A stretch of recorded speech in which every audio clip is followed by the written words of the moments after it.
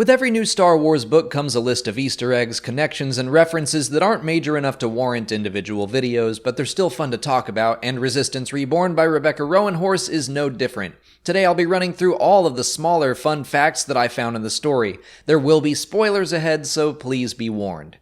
Corellia plays a major part in the book, and we see that its shipyards have been taken over by the First Order to build TIE fighters, Star Destroyers, and more. This is something you may have already seen for yourself if you've ridden the Millennium Falcon ride at Galaxy's Edge, but the book explains how the planet came to be enemy territory. Near the end of the story, some new, unfamiliar TIE fighter models are seen under construction. Maybe that's the TIE Dagger, which will be introduced in Episode 9.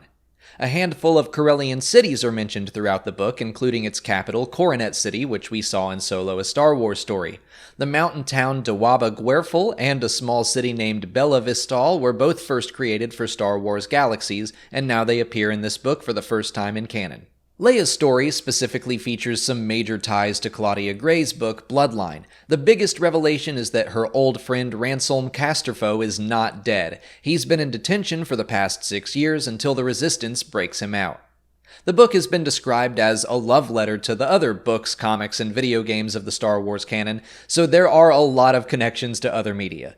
Zay Versio and Shriv from the Battlefront 2 campaign make their return.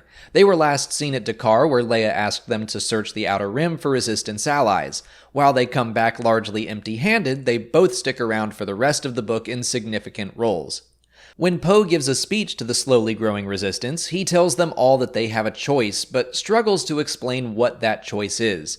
Zay pipes up and says, "A choice to be better." That's a line that Luke delivers to her father, Del Meeko, in Battlefront 2 after saving his life, and it's a line that plays a part in his defection to the New Republic. It's likely Del told Zay that story, who then echoed it to Poe and the Resistance, so Luke's words of wisdom are still around even if he is physically gone.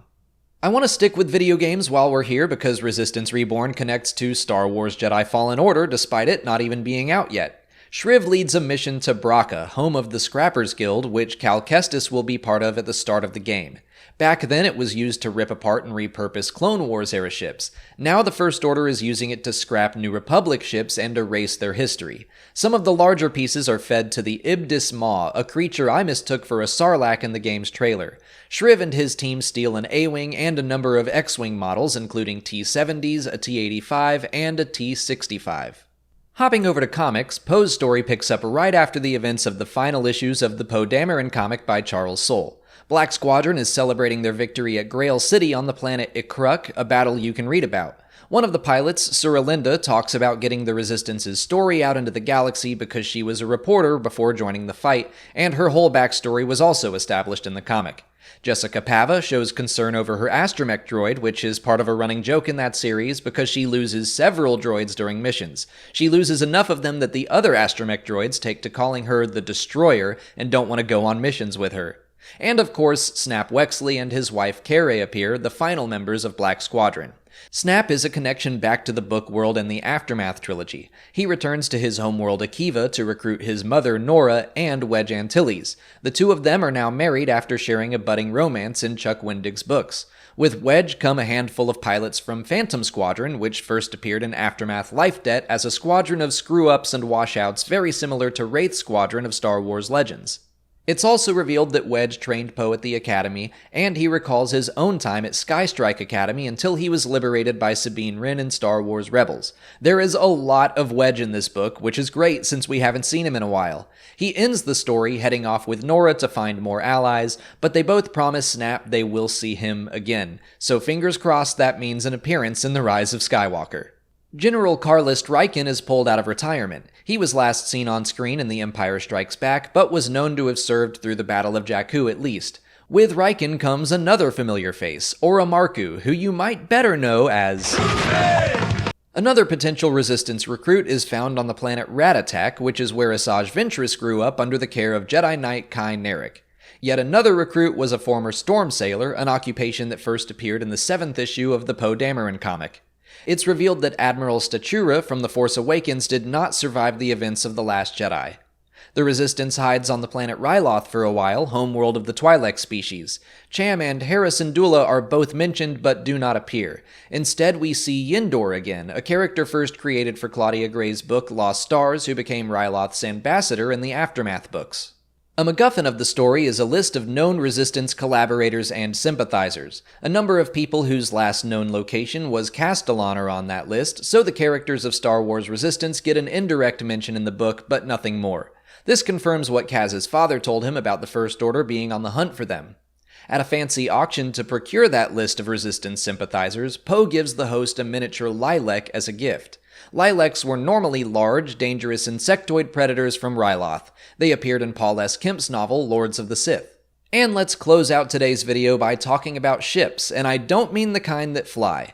Rey is in this book, but not a ton. I think they're saving most of her stuff for the movie, but there are a couple of moments I think Reylos will find significant. The biggest is that Leia sees Rey as close to something in the Force, but that it would have to be someone else to get her there. Gee, who could that someone else be? But Finn is actually the character to get the most romantic updates. Poe asks him about Rey and Rose, and Finn says that he is just friends with both of them, despite the kiss on Crate. He says that he and Rose talked about that moment, but they seem to have moved on from it. I am surprised by that. It feels like an abandoned development, but I think Finn-Poe shippers are going to eat this book up. The two of them share a lot of moments together, and I don't consider myself a shipper of any kind, but I still got the feeling that there was something building between Finn and Poe. Poe thinks about how important Finn is to him. Another character mentions Finn going on a mission with Poe, and he asks how they knew Finn was going, and they give him a knowing smile and say they just assumed. Poe helps Finn tie a necktie for a fancy party. None of this is concrete, and none of it has to mean anything more than friendship, but still, there were enough moments that really made me think something bigger might be coming for them. But those are all the smaller details I picked out of Resistance Reborn. If you're interested in listening to the book for free, you can do that by clicking on the link in the description or by visiting www.audibletrial.com/Star Wars Explained. The sound design on the Star Wars audiobooks is always really great with music and sound effects. It's like listening to a movie. It's out today, and if you sign up for a free 30-day trial, you'll get a credit for one free audiobook, and you can use it on Resistance Reborn. Or you can use it on any number of other Star Wars books. Or get any book you want. The point is, you'll get a free audiobook, and you'll be supporting the channel when you do. If you haven't already, please like this video, subscribe to the channel, follow us on Twitter, Instagram, and Facebook, and consider checking out our Patreon page. As always, thanks for watching, and may the Force be with you.